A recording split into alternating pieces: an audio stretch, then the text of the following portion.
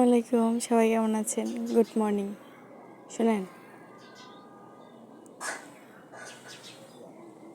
আসলে কি সবারই একটা একটা করে মনের মানুষ আছে।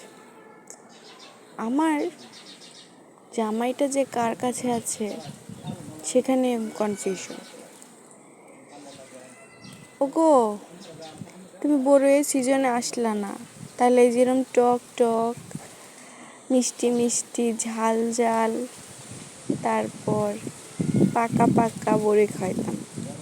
তুমি কি মিস করছো বলার বাহিরে, বুঝছো? তুমি কোথায় আছো? হ্যাঁ, আসে বড়,